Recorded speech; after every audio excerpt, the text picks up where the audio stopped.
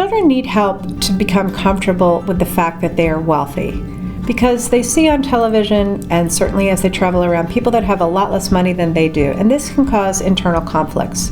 So you want them to understand that yes, you were born into a wealthy family, which brings both opportunities and responsibilities. And when you do that, you help the children navigate this situation that's internally sometimes challenging for them. Children need to develop a sense of limits and boundaries with respect to their wealth. They need to know how to function in the world and to have a budget, pay bills, and to know how much things cost. So as teenagers, they need to be brought into the family wealth situation by understanding the family's missions, goals, and values and what's expected of them. And we discussed that you can write a junior protocol in Module 1, and you can share that with kids as young as 13. They need to have an allowance, and then they need to pay for certain things out of their allowance so they get a sense of what things cost, particularly things that are not essential. So if they want the latest phone or the latest headphones or sneakers or whatever it might be, it's best to have them budget for that out of their allowance and perhaps do chores or other types of helping for the family in order to get that allowance. This teaches them the value of money, whereas if you just simply buy everything, or they have a credit card and they can buy whatever they want, whenever they want, they will never have a sense of discipline, and you will end up being frustrated with them. That will be your fault, not their fault. They need to be given a chance to prove their competence, and this means mastering skills. So they need to know how to make their own bed, they need to know how to do the laundry, and they need to know how to do the dishes, even if there are servants in the home helping with those things. When they go off to college, it's unlikely you're sending a full-time maid to follow them around. So by the time they get to college, they better know how to basically pick up their room, keep their clothes neat, and organize themselves to be able to go out in the world and feel good about themselves. So how can your single family office help you with all the tasks that have to be done to raise your children to be successful as part of your family? Actually, there's quite a few things that they can do. From birth until pre-adolescence, these are the types of things that the family office gets involved with.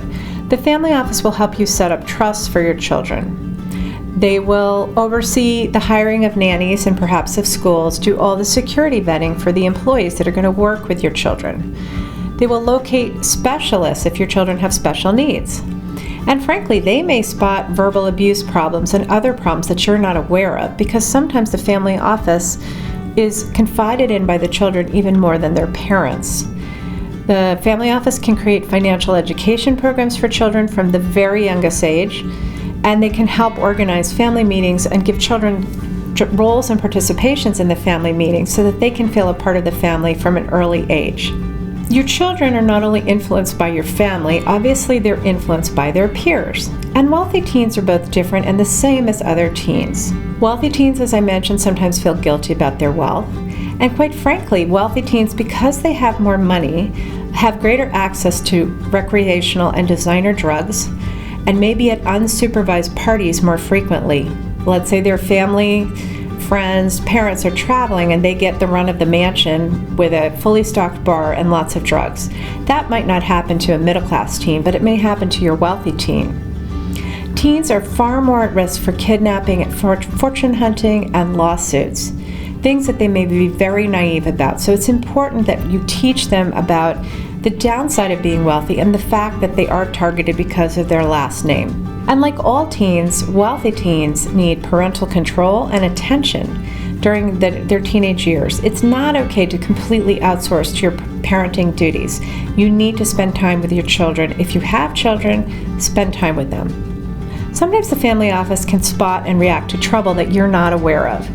So for example, I know of a situation where the family office was able to identify that one of the daughters was in fact struggling with a mental illness that she was able to cover up in front of her parents, but in fact was really giving her a difficult time. The family office can anonymously go out and access experts to work with your family member, particularly if you're high profile or celebrity, in a way that that information will not get out into the press.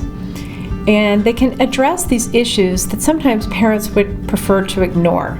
For example, that the teen is smoking pot all the time, even though the parents haven't even noticed. These are the kinds of things that sometimes the family office will see, and a good family office staff will confront the parents and try to do something about the issue.